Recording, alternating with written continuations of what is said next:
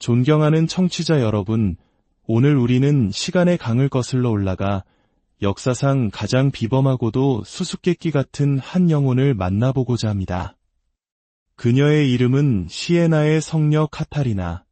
정식 교육을 받지 못한 평범한 집안의 여인이었지만 교황과 왕들의 영적 조언자가 되었고, 그를 배우지 않았음에도 교회의 가장 위대한 스승인 교회학자로 선포된 인물입니다. 본격적인 이야기에 앞서 잠시 여러분께 부탁의 말씀을 드립니다. 우리가 함께 나눌 이 이야기가 여러분의 마음에 작은 울림을 준다면 좋아요를 통해 그 마음에 답해주시고, 구독을 통해 앞으로도 계속될 저희의 여정에 동행해 주십시오. 여러분의 작은 손길은 이 거룩한 이야기의 빛을 더 많은 이들에게 전하는 소중한 나눔이 될 것입니다. 이 시간을 함께하는 모든 분들께 주님의 평화가 깃들기를 기도합니다. 시에나의 카타리나, 그녀의 본명은 카타리나 베닌카사였습니다. 1347년 3월 25일, 이탈리아 시에나의 염색업자 야코포 베닌카사와 그의 아내 라파 사이에서 24번째 아이로 태어났습니다. 그녀가 태어난 14세기는 유럽 인구의 3분의 1을 앗아간 흑사병이 창궐하던 암흑의 시대였습니다. 하지만 카타리나는 그 속에서도 밝고 사랑스러운 아이로 자라났다고 전해집니다. 그녀의 삶을 송두리째 바꾼 결정적 사건은 6살 혹은 7살 무렵에 일어났습니다. 친척집을 다녀오던 길, 번화한 거리 한가운데서 어린 카타리나는 하늘을 올려다보았습니다. 그곳에는 베드로와 바오로를 비롯한 성인들에게 둘러싸인 그리스도께서 교황의 장엄한 제의를 입고 계셨습니다. 이 강렬한 환신은 어린 소녀의 영혼에 깊이 각인되었습니다. 그녀는 이 땅의 삶 너머에 있는 더 높고 아름다운 세계에 온 마음을 빼앗겼고, 자신의 삶이 그리스도를 섬기는 것, 특히 교황의 모습으로 나타나신 그리스도의 대리자, 즉 교황을 섬기는 길에 있음을 직감했습니다.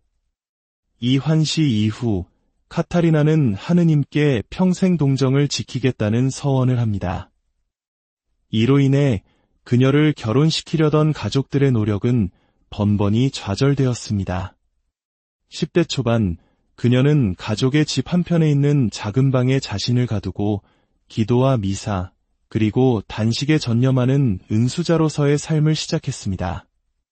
그녀의 단식은 평생에 걸쳐 점점 더 엄격해져 나중에는 성체 외에는 거의 아무것도 먹지 않는 경지에 이르렀습니다. 1360년대 후반, 카타리나는 만텔라테라는 도미니코 제3회 소속 평신도 여성 공동체에 합류합니다. 대부분 과부였던 이들은 기도와 봉사에 헌신하는 그룹이었습니다. 이는 순수한 관상 생활에서 세상 속으로 나아가는 더 적극적인 삶으로의 전환을 의미했습니다. 곧 카타리나의 주변으로 그녀를 따르는 헌신적인 제자들의 무리, 파밀리아 즉 영적 가족이 형성되었습니다. 사람들은 그녀의 강렬한 기도와 가난한 이들을 향한 급진적인 헌신에 매료되었고, 그녀를 맘마, 즉 어머니라 불렀습니다. 카타리나가 기도할 때면 그녀는 눈을 감고 주먹을 꽉 쥔 채 황홀경에 빠져들곤 했습니다. 이 상태에서는 날카로운 바늘로 찔러도 아무런 반응이 없었다고 합니다. 황홀경에서 깨어나면 그녀는 예수님, 성모 마리아, 성 도미니코 등 천상의 인물들과 나눈 놀라운 이야기들을 들려주었습니다. 가장 유명한 신비 체험 중 하나는 예수님께서 그녀를 당신의 신부로 맞이하시며 그 관계의 징표로 반지를 끼워주신 신비의 결혼입니다. 한 번은 피사를 방문했을 때 그녀는 자신의 영적 지도자였던 카푸아의 라이문도 신부가 집전하는 미사에 참여한 후 강력한 신비 체험을 합니다. 그녀는 일종의 무아지경에 빠져 십자가에 못 박히신 예수님의 자세를 취했습니다. 훗날 그녀는 주님께서 당신의 상처, 즉 오상을 자신에게 새겨주셨다고 고백했습니다. 비록 그 상처는 다른 사람들의 눈에는 보이지 않았지만 말입니다. 그녀의 신비 체험만큼이나 놀라운 것은 병들고 가난한 이들을 돌본 이야기들입니다.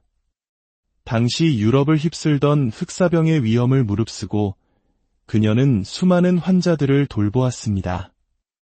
특히 까다롭고 심술궂었던 만텔라테 자매 안드레아의 이야기는 깊은 감동을 줍니다.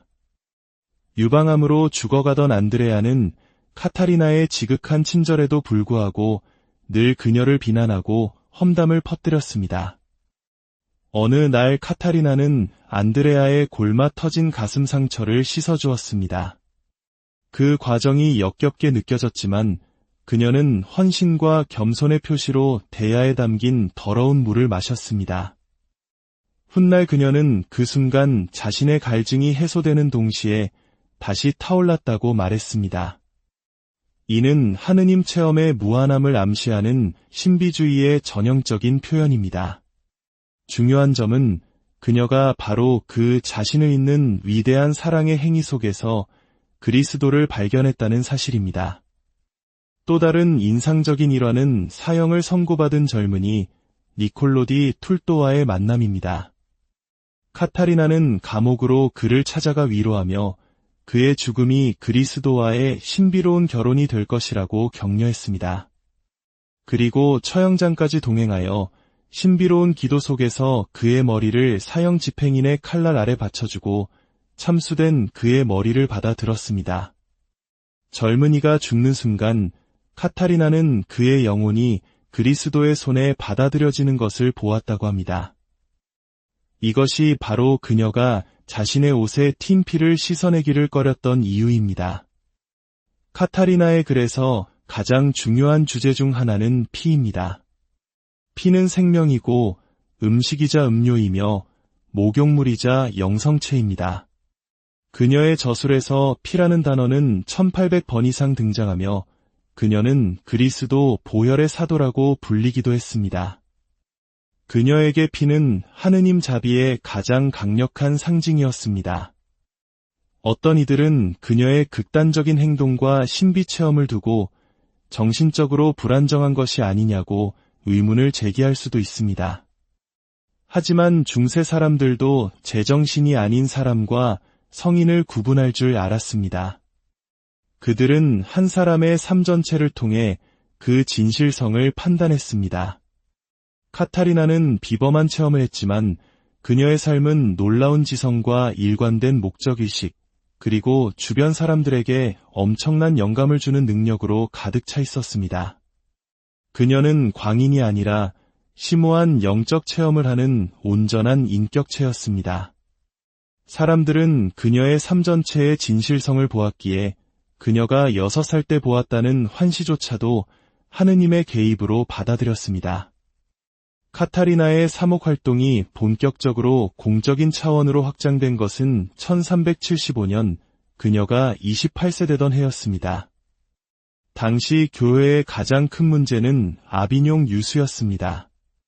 이는 교황청이 로마가 아닌 프랑스 왕의 영향력 아래 있는 아비뇽으로 옮겨가 70년 가까이 머물렀던 사건으로 이 기간 동안 교회는 재정적으로나 도덕적으로 극심한 타락에 빠졌습니다. 카타리나를 비롯한 많은 이들은 베드로의 후계자가 베드로의 도시 로마로 돌아오는 것이 교회 개혁의 열쇠라고 믿었습니다.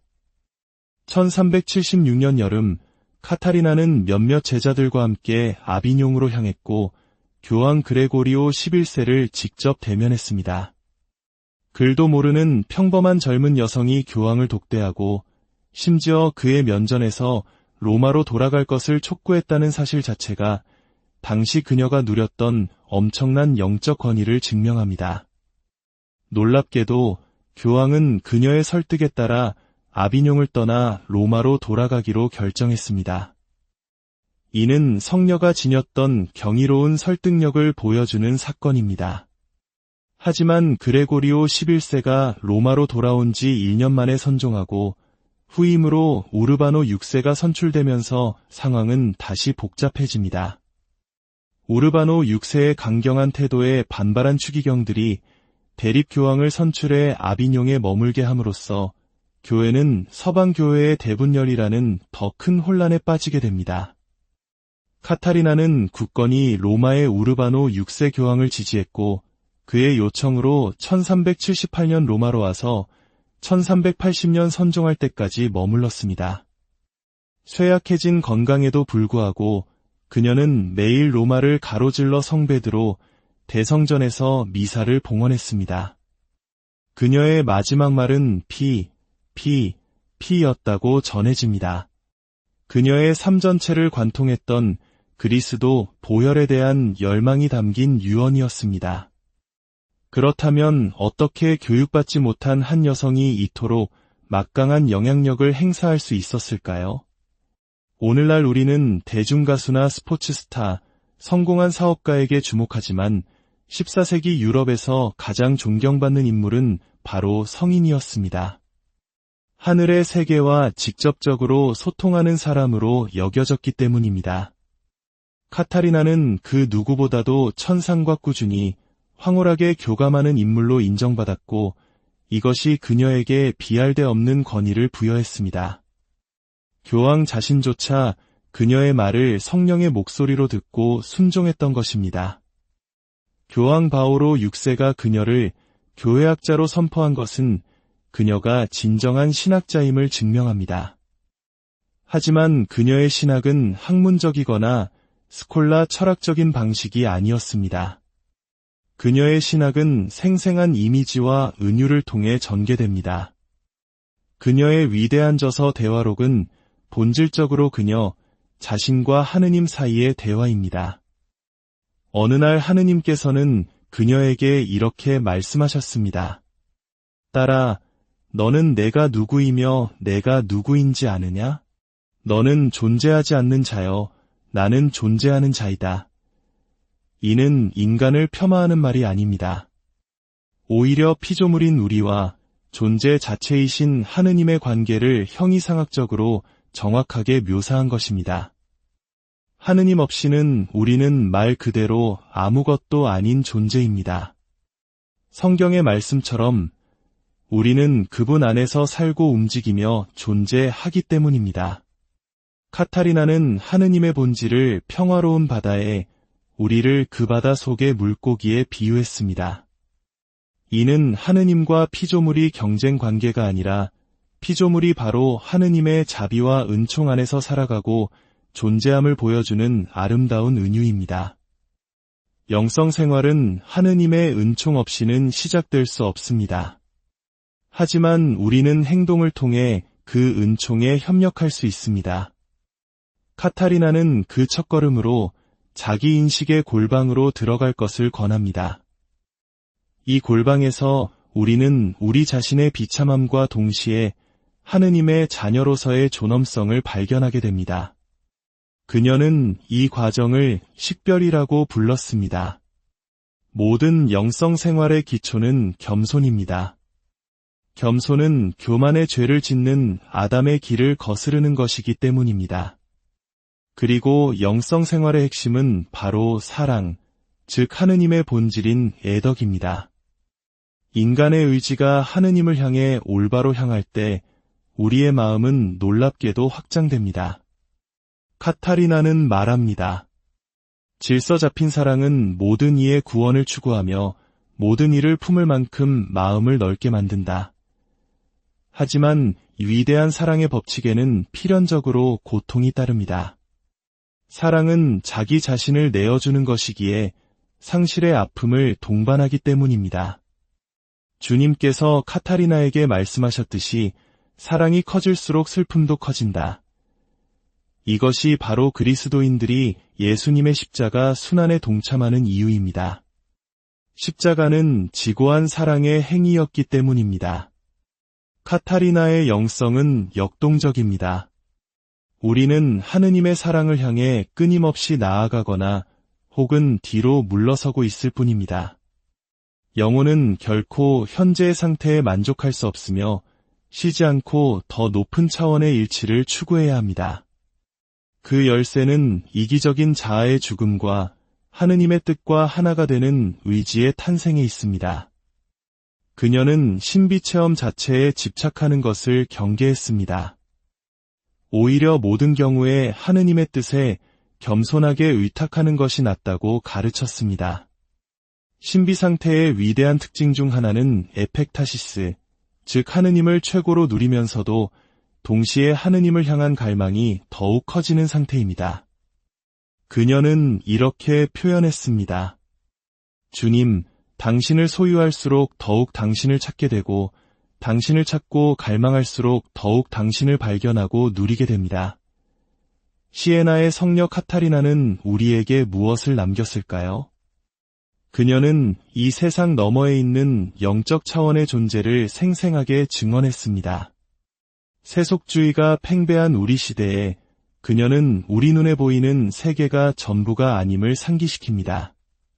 그녀는 이 세상과 하늘을 잇는 달이었고 야곱의 사달이 그 자체였습니다. 또한 그녀는 신학적 덕목인 믿음, 희망, 사랑에는 과함이 있을 수 없다는 위대한 원리를 삶으로 보여주었습니다. 카타리나처럼 그리스도와 깊은 사랑에 빠진 사람은 자신의 생명마저 내어줄 때까지 과도하게, 완전하게, 온전히 사랑합니다. 시에나의 성녀 카타리나의 이야기가 험난한 시대를 살아가는 우리 모두에게 보이지 않는 세계를 향한 믿음을 일깨우고 이웃을 향한 뜨거운 사랑을 실천할 용기를 주는 영감의 원천이 되기를 바랍니다. 주님의 평화가 여러분과 항상 존경하는 청취자 여러분, 오늘 우리는 시간의 강을 거슬러 올라가 역사상 가장 비범하고도 수수께끼 같은 한 영혼을 만나보고자 합니다. 그녀의 이름은 시에나의 성녀 카타리나. 정식 교육을 받지 못한 평범한 집안의 여인이었지만 교황과 왕들의 영적 조언자가 되었고 그를 배우지 않았음에도 교회의 가장 위대한 스승인 교회학자로 선포된 인물입니다. 본격적인 이야기에 앞서 잠시 여러분께 부탁의 말씀을 드립니다. 우리가 함께 나눌 이 이야기가 여러분의 마음에 작은 울림을 준다면 좋아요를 통해 그 마음에 답해주시고 구독을 통해 앞으로도 계속될 저희의 여정에 동행해 주십시오. 여러분의 작은 손길은 이 거룩한 이야기의 빛을 더 많은 이들에게 전하는 소중한 나눔이 될 것입니다. 이 시간을 함께하는 모든 분들께 주님의 평화가 깃들기를 기도합니다. 시에나의 카타리나, 그녀의 본명은 카타리나 베닌카사였습니다. 1347년 3월 25일, 이탈리아 시에나의 염색업자 야코포 베닌카사와 그의 아내 라파 사이에서 24번째 아이로 태어났습니다.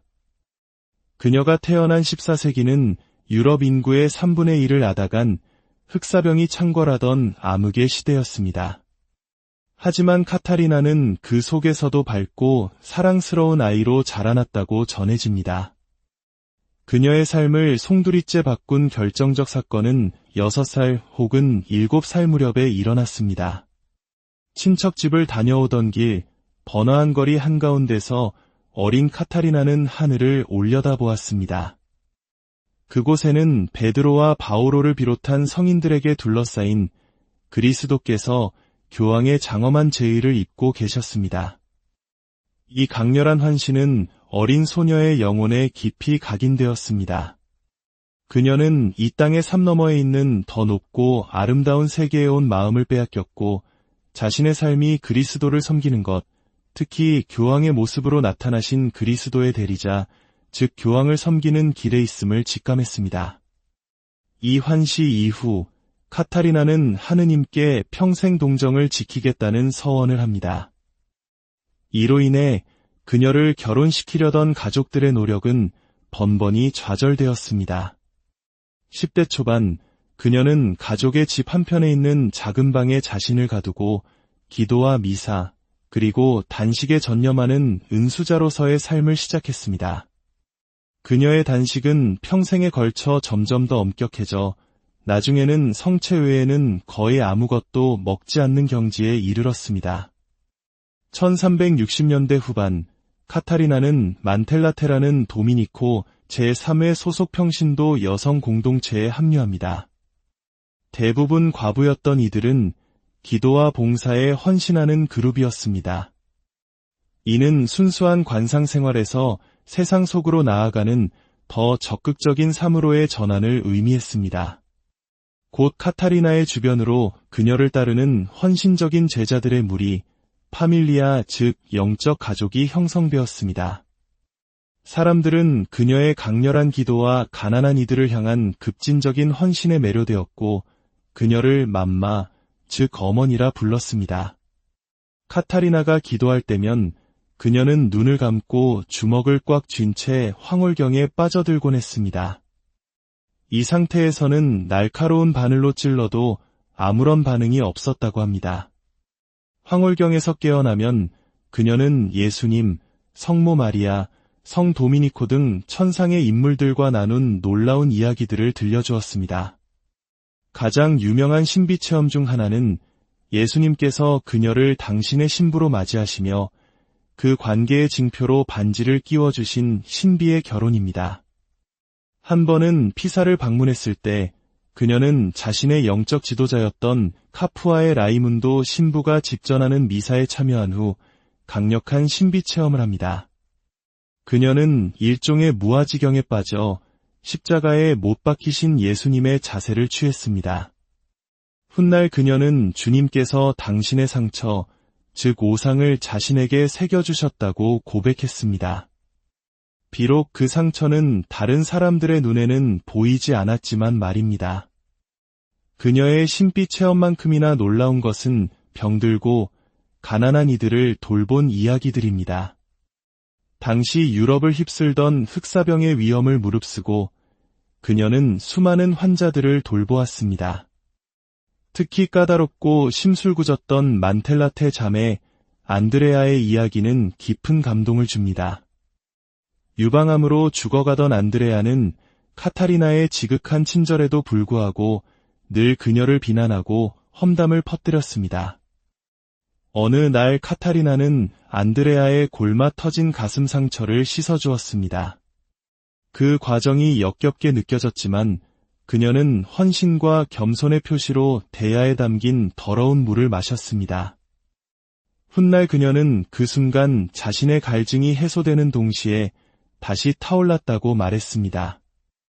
이는 하느님 체험의 무한함을 암시하는 신비주의의 전형적인 표현입니다. 중요한 점은 그녀가 바로 그 자신을 잇는 위대한 사랑의 행위 속에서 그리스도를 발견했다는 사실입니다. 또 다른 인상적인 일화는 사형을 선고받은 젊은이 니콜로 디 툴또와의 만남입니다. 카타리나는 감옥으로 그를 찾아가 위로하며 그의 죽음이 그리스도와의 신비로운 결혼이 될 것이라고 격려했습니다. 그리고 처형장까지 동행하여 신비로운 기도 속에서 그의 머리를 사형 집행인의 칼날 아래 받쳐주고 참수된 그의 머리를 받아 들었습니다. 젊은이가 죽는 순간 카타리나는 그의 영혼이 그리스도의 손에 받아들여지는 것을 보았다고 합니다. 이것이 바로 그녀가 자신의 옷에 튄 피를 씻어내기를 꺼렸던 이유입니다. 카타리나의 글에서 가장 중요한 주제 중 하나는 피입니다. 피는 생명이고 음식이자 음료이며 목욕물이자 영성체입니다. 그녀의 저술에서 피라는 단어는 1800번 이상 등장하며 그녀는 그리스도 보혈의 사도라고 불리기도 했습니다. 그녀에게 피는 하느님 자비의 가장 강력한 상징이었습니다. 어떤 이들은 그녀의 극단적인 행동과 신비 체험을 두고 정신적으로 불안정한 것이 아니냐고 의문을 제기할 수도 있습니다. 하지만 중세 사람들도 제정신이 아닌 사람과 성인을 구분할 줄 알았습니다. 그들은 한 사람의 삶 전체를 통해 그 진실성을 판단했습니다. 카타리나는 비범한 체험을 했지만 그녀의 삶은 놀라운 지성과 일관된 목적의식, 그리고 주변 사람들에게 엄청난 영감을 주는 능력으로 가득 차 있었습니다. 그녀는 광인이 아니라 심오한 영적 체험을 하는 온전한 인격체였습니다. 사람들은 그녀의 삶 전체의 진실성을 보았기에 그녀가 6살 때 보았다는 환시조차도 하느님의 개입으로 받아들였습니다.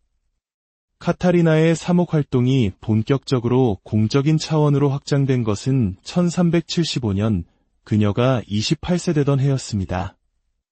당시 교회의 가장 큰 문제는 아비뇽 유수였습니다. 이는 교황청이 로마가 아닌 프랑스 왕의 영향력 아래 있는 아비뇽으로 옮겨가 70년 가까이 머물렀던 사건으로 이 기간 동안 교회는 재정적으로나 도덕적으로 극심한 타락에 빠졌습니다. 카타리나를 비롯한 많은 이들은 베드로의 후계자가 베드로의 도시 로마로 돌아오는 것이 교회개혁의 열쇠라고 믿었습니다. 1376년 여름 카타리나는 몇몇 제자들과 함께 아비뇽으로 향했고 교황 그레고리오 11세를 직접 대면했습니다. 글도 모르는 평범한 젊은 여성이 교황을 독대하고 심지어 그의 면전에서 로마로 돌아갈 것을 촉구했다는 사실 자체가 당시 그녀가 누렸던 엄청난 영적 권위를 증명합니다. 놀랍게도 교황은 그녀의 설득에 따라 아비뇽을 떠나 로마로 돌아가기로 결정했습니다. 이는 성녀가 지녔던 경이로운 설득력을 보여주는 사건입니다. 하지만 그레고리오 11세가 로마로 돌아온 지 1년 만에 선종하고 후임으로 우르바노 6세가 선출되면서 상황은 다시 복잡해집니다. 우르바노 6세의 강경한 태도에 반발한 추기경들이 대립교황을 선출해 아비뇽에 머물게 함으로써 교회는 서방교회의 대분열이라는 더 큰 혼란에 빠지게 됩니다. 카타리나는 굳건히 로마의 우르바노 6세 교황을 지지했고 그의 요청으로 1378년 로마로 와서 1380년 선종할 때까지 머물렀습니다. 쇠약해진 건강에도 불구하고 그녀는 매일 로마를 가로질러 성베드로 대성전에서 미사를 봉헌했습니다.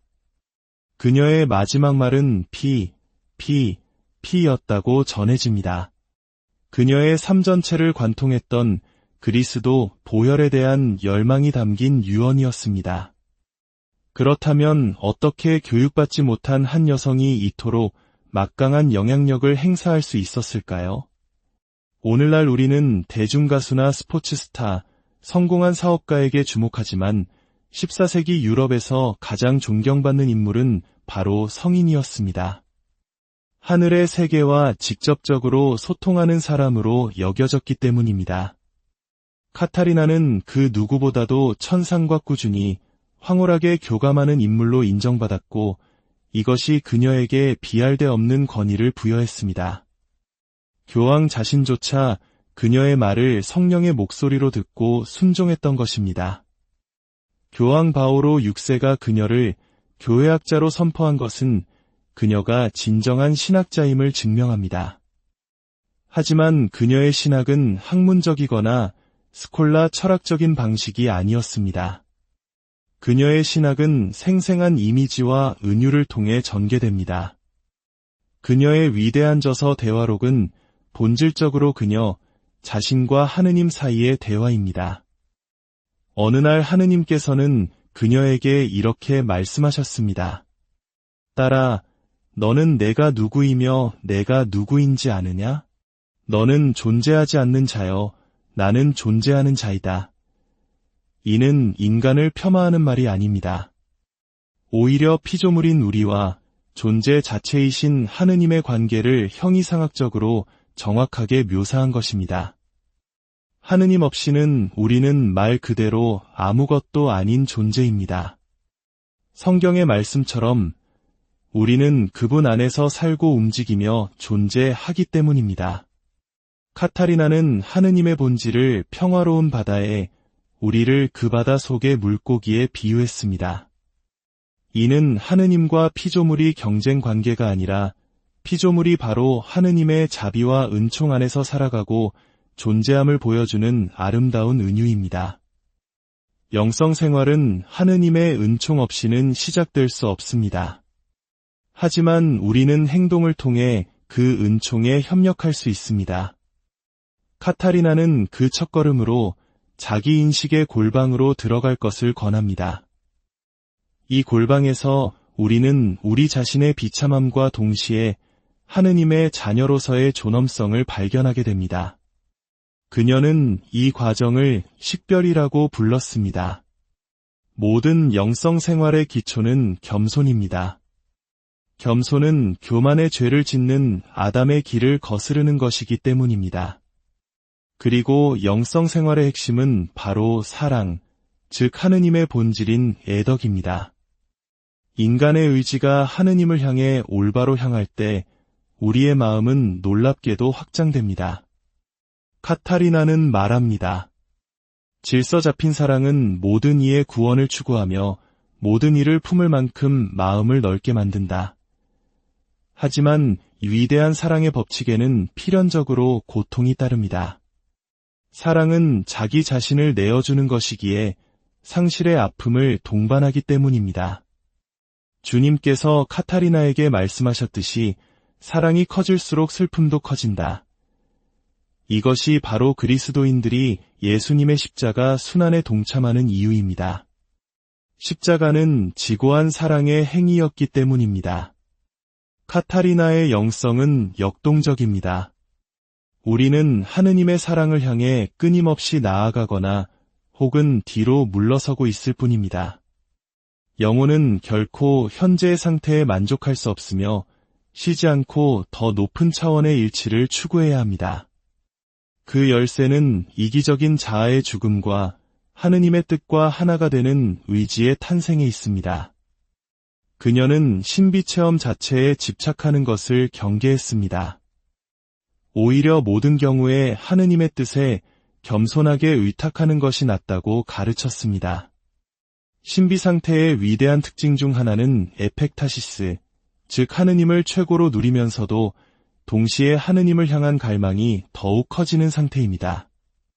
그녀는 이렇게 표현했습니다. 주님, 당신을 소유할수록 더욱 당신을 찾게 되고 당신을 찾고 갈망할수록 더욱 당신을 발견하고 누리게 됩니다. 시에나의 성녀 카타리나는 우리에게 무엇을 남겼을까요? 그녀는 이 세상 너머에 있는 영적 차원의 존재를 생생하게 증언했습니다. 세속주의가 팽배한 우리 시대에 그녀는 우리 눈에 보이는 세계가 전부가 아님을 상기시킵니다. 그녀는 이 세상과 하늘을 잇는 달이었고 야곱의 사달이 그 자체였습니다. 또한 그녀는 신학적 덕목인 믿음, 희망, 사랑에는 과함이 있을 수 없다는 위대한 원리를 삶으로 보여주었습니다. 카타리나처럼 그리스도와 깊은 사랑에 빠진 사람은 자신의 생명마저 내어줄 때까지 과도하게, 완전하게, 온전히 사랑합니다. 시에나의 성녀 카타리나의 이야기가 험난한 시대를 살아가는 우리 모두에게 보이지 않는 세계를 향한 믿음을 일깨우고 이웃을 향한 뜨거운 사랑을 실천할 용기를 주는 영감의 원천이 되기를 바랍니다. 주님의 평화가 여러분과 항상 존경하는 청취자 여러분, 오늘 우리는 시간의 강을 거슬러 올라가 역사상 가장 비범하고도 수수께끼 같은 한 영혼을 만나보고자 합니다. 그녀의 이름은 시에나의 성녀 카타리나. 정식 교육을 받지 못한 평범한 집안의 여인이었지만 교황과 왕들의 영적 조언자가 되었고 그를 배우지 않았음에도 교회의 가장 위대한 스승인 교회학자로 선포된 인물입니다. 본격적인 이야기에 앞서 잠시 여러분께 부탁의 말씀을 드립니다. 우리가 함께 나눌 이 이야기가 여러분의 마음에 작은 울림을 준다면 좋아요를 통해 그 마음에 답해주시고 구독을 통해 앞으로도 계속될 저희의 여정에 동행해 주십시오. 여러분의 작은 손길은 이 거룩한 이야기의 빛을 더 많은 이들에게 전하는 소중한 나눔이 될 것입니다. 이 시간을 함께하는 모든 분들께 주님의 평화가 깃들기를 기도합니다. 시에나의 카타리나, 그녀의 본명은 카타리나 베닌카사였습니다. 1347년 3월 25일 이탈리아 시에나의 염색업자 야코포 베닌카사와 그의 아내 라파 사이에서 24번째 아이로 태어났습니다. 그녀가 태어난 14세기는 유럽 인구의 3분의 1을 앗아간 흑사병이 창궐하던 암흑의 시대였습니다. 하지만 카타리나는 그 속에서도 밝고 사랑스러운 아이로 자라났다고 전해집니다. 그녀의 삶을 송두리째 바꾼 결정적 사건은 6살 혹은 7살 무렵에 일어났습니다. 친척집을 다녀오던 길 번화한 거리 한가운데서 어린 카타리나는 하늘을 올려다보았습니다. 그곳에는 베드로와 바오로를 비롯한 성인들에게 둘러싸인 그리스도께서 교황의 장엄한 제의를 입고 계셨습니다. 이 강렬한 환신은 어린 소녀의 영혼에 깊이 각인되었습니다. 그녀는 이 땅의 삶 너머에 있는 더 높고 아름다운 세계에 온 마음을 빼앗겼고 자신의 삶이 그리스도를 섬기는 것, 특히 교황의 모습으로 나타나신 그리스도의 대리자, 즉 교황을 섬기는 길에 있음을 직감했습니다.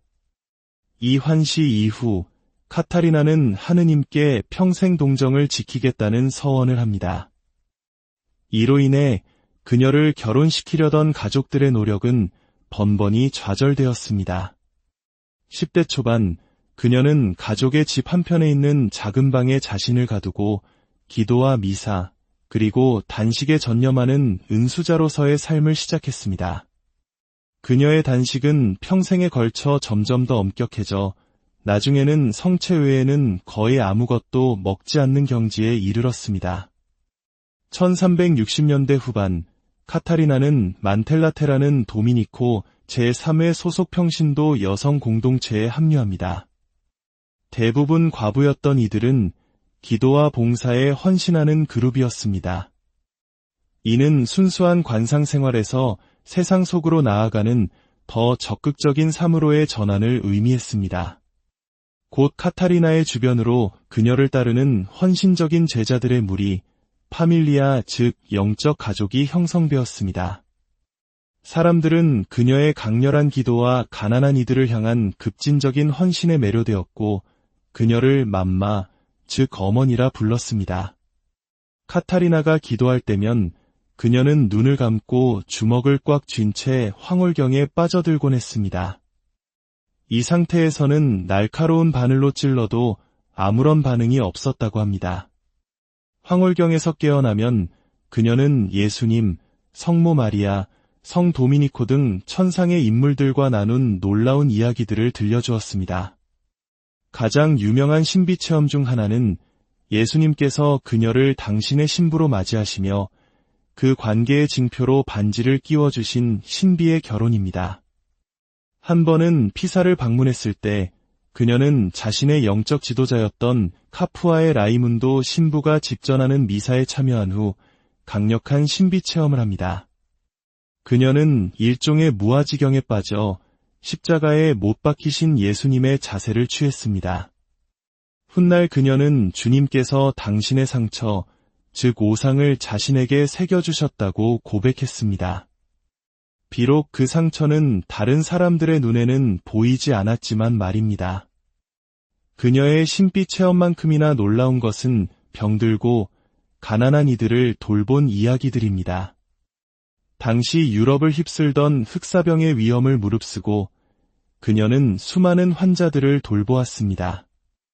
특히 까다롭고 심술궂었던 만텔라테 자매 안드레아의 이야기는 깊은 감동을 줍니다. 유방암으로 죽어가던 안드레아는 카타리나의 지극한 친절에도 불구하고 늘 그녀를 비난하고 험담을 퍼뜨렸습니다.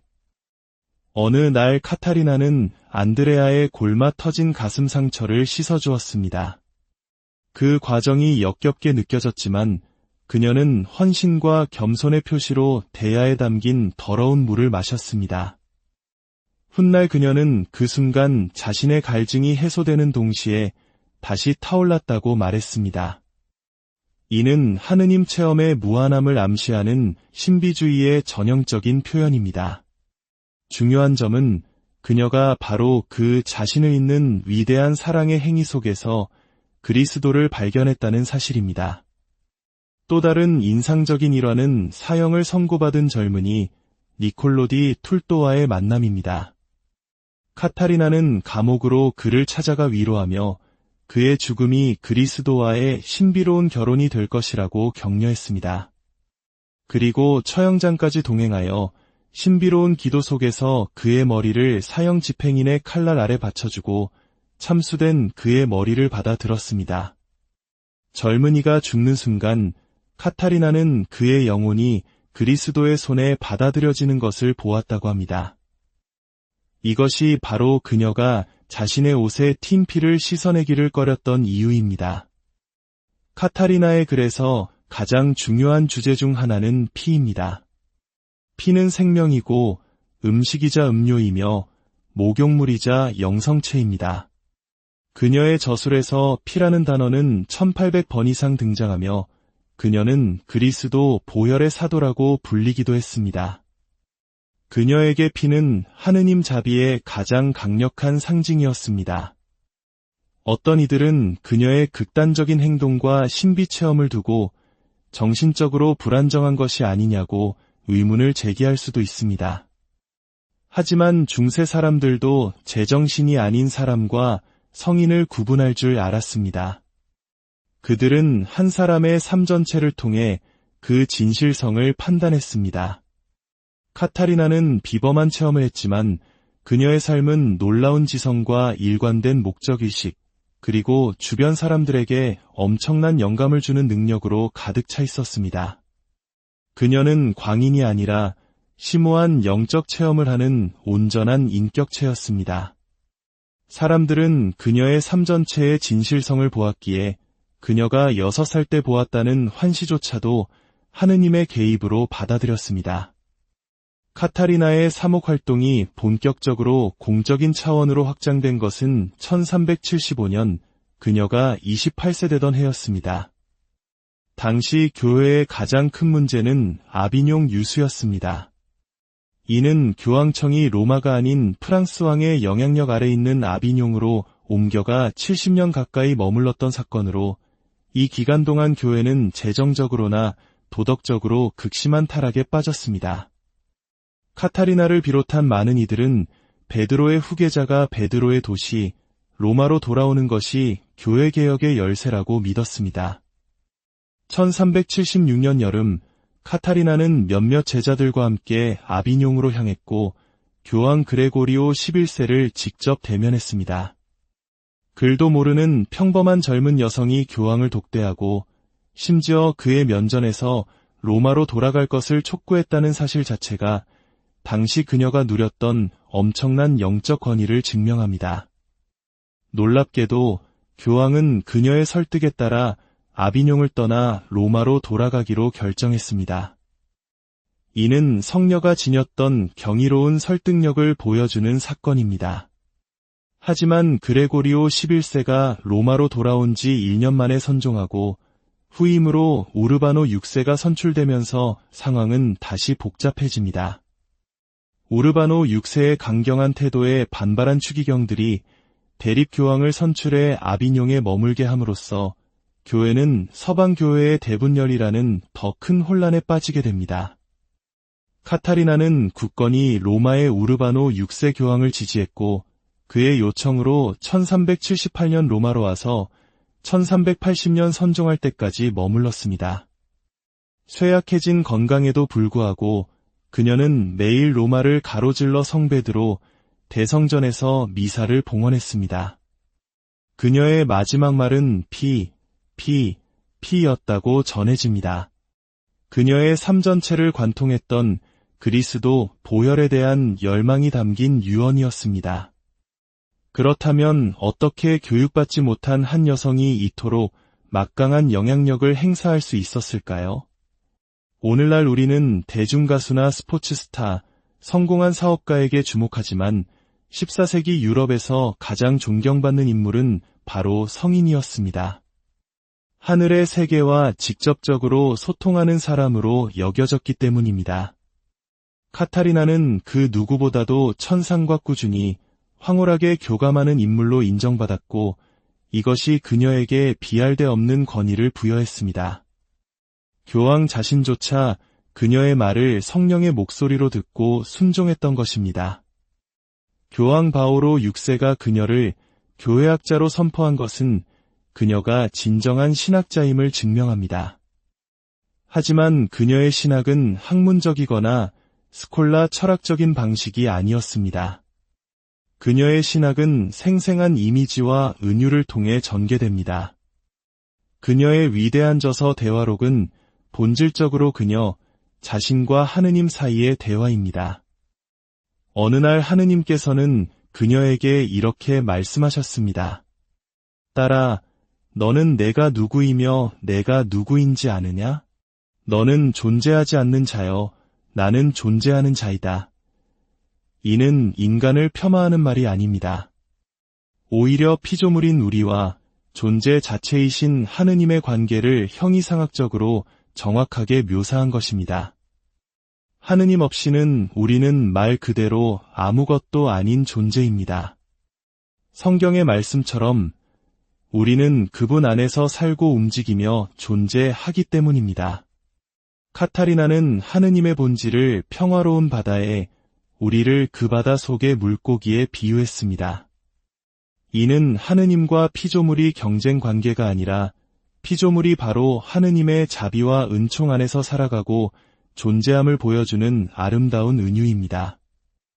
영성 생활은 하느님의 은총 없이는 시작될 수 없습니다. 하지만 우리는 행동을 통해 그 은총에 협력할 수 있습니다. 카타리나는 그 첫걸음으로 자기 인식의 골방으로 들어갈 것을 권합니다. 이 골방에서 우리는 우리 자신의 비참함과 동시에 하느님의 자녀로서의 존엄성을 발견하게 됩니다. 그녀는 이 과정을 식별이라고 불렀습니다. 모든 영성 생활의 기초는 겸손입니다. 겸손은 교만의 죄를 짓는 아담의 길을 거스르는 것이기 때문입니다. 그리고 영성 생활의 핵심은 바로 사랑, 즉 하느님의 본질인 애덕입니다. 인간의 의지가 하느님을 향해 올바로 향할 때 우리의 마음은 놀랍게도 확장됩니다. 카타리나는 말합니다. 질서 잡힌 사랑은 모든 이의 구원을 추구하며 모든 이를 품을 만큼 마음을 넓게 만든다. 하지만 위대한 사랑의 법칙에는 필연적으로 고통이 따릅니다. 사랑은 자기 자신을 내어주는 것이기에 상실의 아픔을 동반하기 때문입니다. 주님께서 카타리나에게 말씀하셨듯이 사랑이 커질수록 슬픔도 커진다. 이것이 바로 그리스도인들이 예수님의 십자가 순환에 동참하는 이유입니다.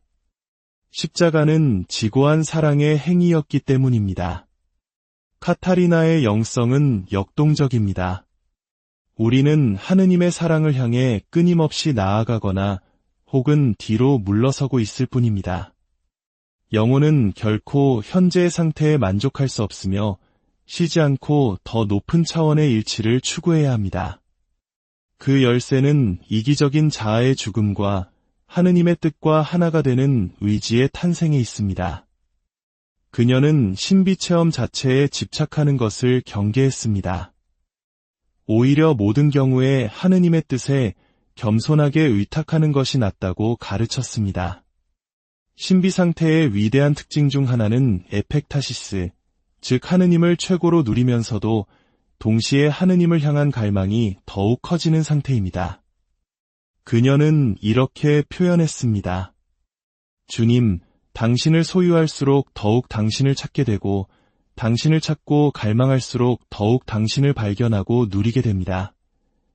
시에나의 성녀 카타리나는 우리에게 무엇을 남겼을까요? 그녀는 이 세상 너머에 있는 영적 차원의 존재를 생생하게 증언했습니다. 세속주의가 팽배한 우리 시대에 그녀는 우리 눈에 보이는 세계가 전부가 아님을 상기시킵니다. 그녀는 이 세상과 하늘을 잇는 달이었고 야곱의 사달이 그 자체였습니다. 또한 그녀는 신학적 덕목인 믿음, 희망, 사랑에는 과함이 있을 수 없다는 위대한 원리를 삶으로 보여주었습니다. 카타리나처럼 그리스도와 깊은 사랑에 빠진 사람은 자신의 생명마저 내어줄 때까지 과도하게, 완전하게, 온전히 사랑합니다. 시에나의 성녀 카타리나의 이야기가 험난한 시대를 살아가는 우리 모두에게 보이지 않는 세계를 향한 믿음을 일깨우고 이웃을 향한 뜨거운 사랑을 실천할 용기를 주는 영감의 원천이 되기를 바랍니다. 주님의 평화가 여러분과 항상 존경하는 청취자 여러분, 오늘 우리는 시간의 강을 거슬러 올라가 역사상 가장 비범하고도 수수께끼 같은 한 영혼을 만나보고자 합니다. 그녀의 이름은 시에나의 성녀 카타리나. 정식 교육을 받지 못한 평범한 집안의 여인이었지만 교황과 왕들의 영적 조언자가 되었고, 그를 배우지 않았음에도 교회의 가장 위대한 스승인 교회학자로 선포된 인물입니다. 본격적인 이야기에 앞서 잠시 여러분께 부탁의 말씀을 드립니다. 우리가 함께 나눌 이 이야기가 여러분의 마음에 작은 울림을 준다면 좋아요를 통해 그 마음에 답해주시고, 구독을 통해 앞으로도 계속될 저희의 여정에 동행해 주십시오.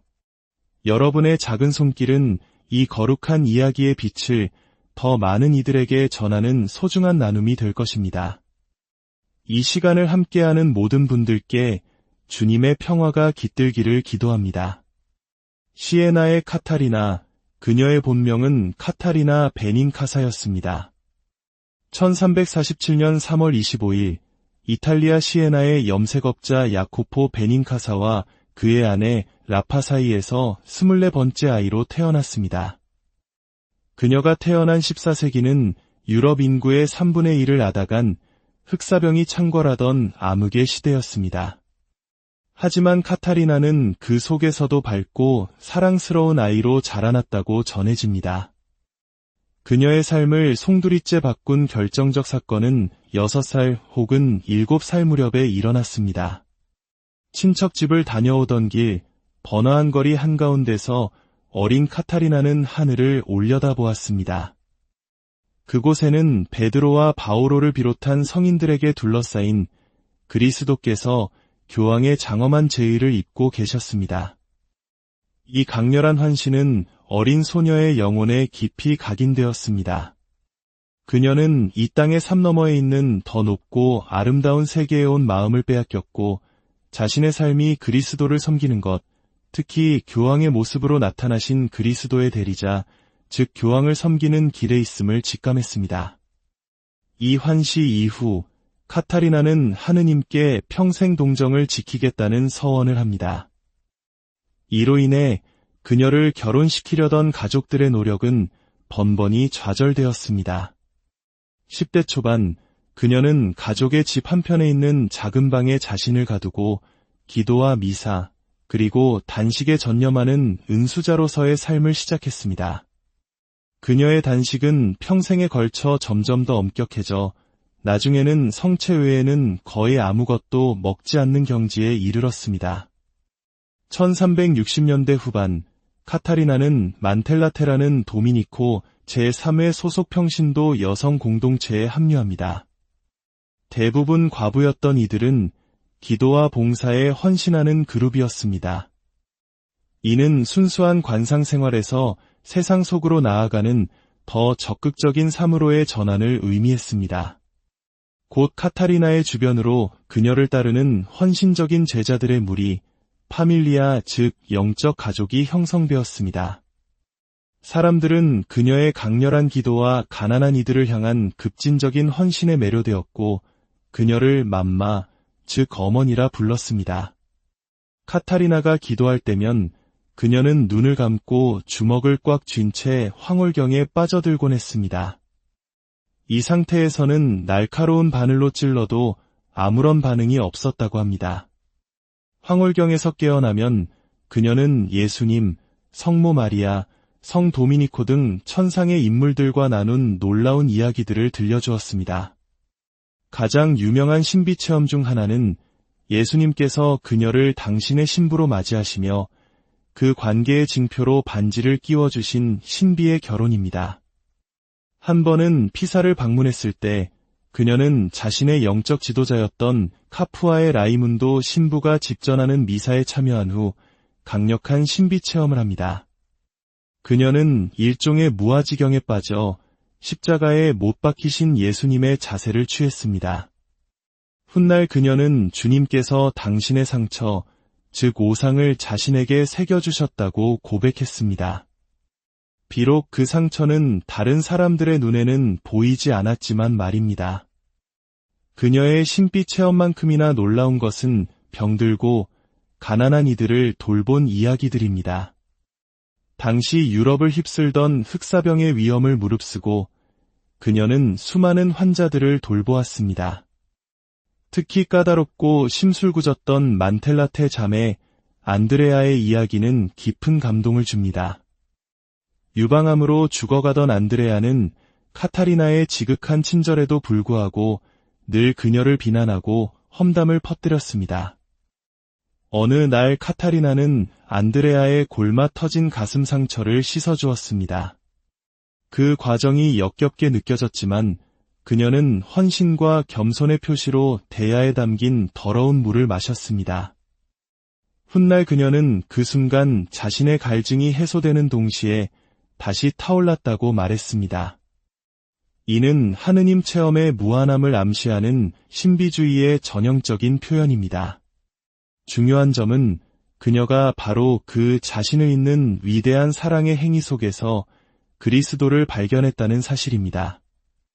또 다른 인상적인 일화는 사형을 선고받은 젊은이 니콜로 디 툴또와의 만남입니다. 카타리나는 감옥으로 그를 찾아가 위로하며 그의 죽음이 그리스도와의 신비로운 결혼이 될 것이라고 격려했습니다.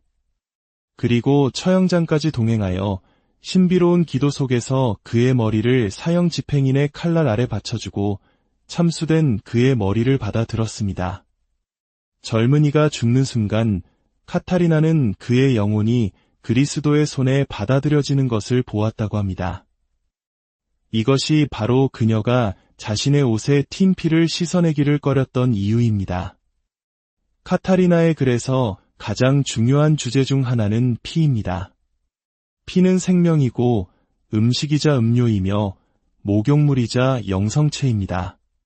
그녀의 저술에서 피라는 단어는 1800번 이상 등장하며 그녀는 그리스도 보혈의 사도라고 불리기도 했습니다.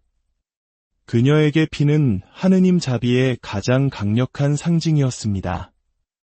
어떤 이들은 그녀의 극단적인 행동과 신비 체험을 두고 정신적으로 불안정한 것이 아니냐고 의문을 제기할 수도 있습니다. 하지만 중세 사람들도 제정신이 아닌 사람과 성인을 구분할 줄 알았습니다. 그들은 한 사람의 삶 전체를 통해 그 진실성을 판단했습니다.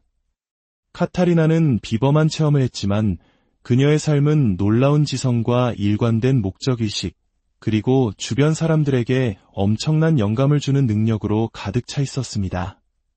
그녀는 광인이 아니라 심오한 영적 체험을 하는 온전한 인격체였습니다. 사람들은 그녀의 삶 전체의 진실성을 보았기에 그녀가 6살 때 보았다는 환시조차도 하느님의 개입으로 받아들였습니다.